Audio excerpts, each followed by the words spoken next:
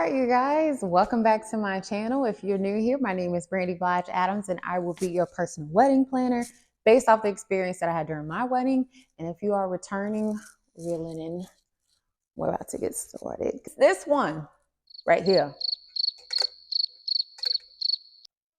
juicy. Now we are going to talk about the grand dame, the end all be all, bridal parties and picking them. Here are my tips for picking a bridal party, right? Don't pick one. Don't have one. Have your brothers and sisters, call it a day. You will become so overconsumed with your bridal party. You will be so focused on them that you just lose sight of even planning a wedding. I had a bridal party. I actually had a really big bridal party, which is a no-no. Don't have a big wedding bridal party. If you got a lot of family members and you feel like somebody's going to be upset because you didn't put them in your wedding, first of all, you shouldn't even be having them at, in your circle if you feel like they're going to feel like that. Because somebody that respects a sense of persons, they're going to be like, cool, whatever, I'm still here for you. Maturity, you will see it during this process. Read, honey, not read. There's a difference. Don't have a big wedding party because there's so many different personalities. Like, you're thinking about, are they going to get along? I mean, like, what's going to happen? Like, the chemistry and all that. You don't want to have to think about that. So I would say have at least up to 5 people in your wedding party. I think I had 10 or 11 bridesmaids and my husband had 10 or 11 groomsmen. And that number bounced. Your number is going to consistently bounce. It's going to decrease. It's going to increase. Let me tell you, weddings are very unpredictable. So you can have 10 people in your wedding today, and then a week before your wedding, 5 people get COVID. So it's really unpredictable. So get ready for the roller coaster when it comes to picking a bridal party. Ah, the ghetto. The ghetto. The ghetto. Understand that things are not going to be the same after you announce your bridal party, because like I stated, some people may be upset because they're not in it. Some people may not even accept your invitation to be in it. Some relationships are not going to be the same. If you come out of this and ain't nobody upset, you got a real, you're blessed. Because I haven't heard any stories where it wasn't like that. It's honestly a sense of grief, because like I stated, it's going to ignite certain things and things that shouldn't come near your wedding or come near y'all during this process. So just get ready for that. Got about your wedding party, you ain't got to worry about that. You can skip step 2. Oh boy! I want you to list out the close relationships that you have with these folks that you're considering being in your wedding. Because remember, being in a wedding is an honor. You're witnessing a covenant before God. It's not nothing to play with, and it's not nothing to take lightly. So really consider if somebody takes that seriously. And honestly, even if they believe in marriage, some people don't believe in marriage. So guess what? I mean, if they don't have no respect for it, they're not going to have no respect for what you have going on. And he tried to talk to these women, but he married. And I told him, hey, bro, you need to cut that out. He talking, man, why you hating, bro? Well, I ain't hating. I ain't tell you to walk down that aisle. I ain't tell you introduce me to this woman and you go get that ring on your finger. Got me out on this wedding, spending all this money to come to y'all wedding to watch you come in this club and cheat and mess it all up. That's my money I spent on your wedding. Consider each person's values and their morals, because you want y'all to align. I'm not with anybody. I'm here solo. Sorry. Let's start it again. I'm Becca. This is my husband. You don't have a husband. Sorry. What you're going to do is you're going to consider roles and responsibilities of each person in your bridal party. You're not going to solely focus on the matron and the maid of honor and the groomsmen. You're going to focus on everybody, because those 3 people are going to be extremely busy, and you may have to reach out to somebody in your wedding party to do something. So you really got to understand, what is their flexibility? Are they willing to help me with this if I was to need it? But there's going to come a time where you're going to have to reach out to them and say, hey, can you run to Sam's Club and get 5, cupcakes? And you need somebody that's going to be like, bet. You don't need anybody that's going to be like, they ain't going to answer their phone. They're going to catch a little attitude with you. You don't need none of that. Okay.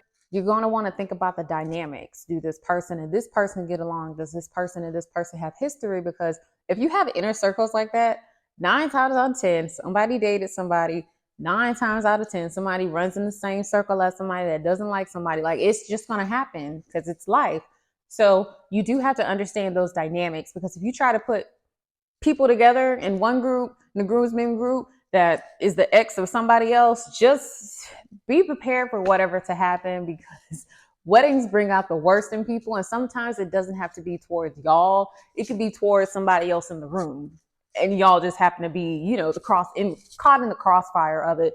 So consider those things when you're trying to pick out your wedding party. When it comes to picking out your bridal party is their budget, their financial capacity. Accepting somebody's proposal to be in their wedding is a financial commitment just as much as it is just a commitment just to be there and support them. You gotta have money. Like, the thing that I did in my wedding was, when I had my bridesmaids proposal, which I'll, talk about in the next episode, I legit had prices of everything. And it was like, give me a deadline. If you, can't do it, I completely understand. I wasn't going to be upset. Like, you know what I mean? Because I'm a pretty realistic person. Not everybody can afford everything, and that's fine, especially in this economy. I mean, do you not see inflation? Have you not seen the IRS numbers come out? I would have more respect for persons if they were like, I can't be in it because of this, compared to being in it and then just leaving. Is this person reliable with money? Is this person able to come through with money? When y'all hang out with this person or go out of town or whatever y'all do with this person, do they complain about money? Are they always coming up short or something? Like, those are repeated patterns. Because if they're not good with money, they're not going to be good with money with your wedding. And it's going to stress you out even more, because, putting somebody in your wedding, all y'all are going to come together and, help that person do whatever they need to do. And that's just a lot more than anybody needs on their plate. And sometimes this happens, like, things can happen during your wedding process that you don't have any control over. Have grace with your bridal party as well. Because like I said before, things just happen. Like, somebody could get COVID the day before. Somebody could get in a car accident. Somebody could just, you just don't know. You just don't know. So have grace with your bridal party when you're picking them as well. You have to think about, these are the people that are holding you up when you're down. These are the people that you can call right now after you guys are married, and you can just vent to them and be like, I just need you right now. And they don't ask any questions. They're just there for you. You understand what I'm saying? Because I find it far too common that people put people in their wedding and they don't talk to half the people in their wedding anymore. Like, can just fathom looking at the pictures and it's like, I don't even talk to half of these people. It's like, I hate to say it, I hope I don't sound ridiculous. I don't know who this man is. He could be walking down the street. I wouldn't know a thing. Sorry to this man. What? Life really be lifing. So it's like, just make sure, or just really try your best to have people that love you, adore you, will do anything for you, because it's going to make your process a lot more easier, and it's just smooth out a lot more. So your bridal party should enhance, y'all's union, your wedding. It shouldn't decrease from it.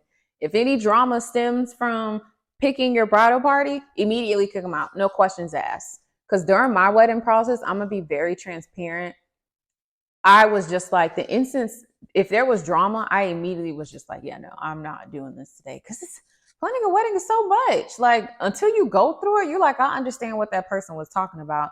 And I think maybe sometimes people are like, oh my God, people are like bridezillas or like they're groomzillas. But y'all, it's so much. You're excited to get married and you're excited to do this thing called life together. But it's like, adding other people to that equation in a wedding can make it very, very difficult. So me and my husband had to do it all over again. I wouldn't have a bridal party. I would just honestly have me and him and call it a day, because you truly get to focus on each other. You know what I mean? You don't have to think about, oh my God, I got to get this person's size or their wedding dress. Or, oh my God, I got to include this person. Like, oh my God, you're not thinking about that. You're just thinking about each other. So if I had to do it all over again, I just wouldn't. I hope this episode gave you guys some type of clarity when it comes to picking a bridal party. As I stated, I was coming from my experience. There is no right or wrong that you can do within your wedding process when it comes to picking a bridal party. Just know that there is two paths that you can only take. You can take the path with more peace, and you can take a path with more pain, but both are going to lead to growth. You're never going to be able to get this time back. So do it the way y'all want. See you later.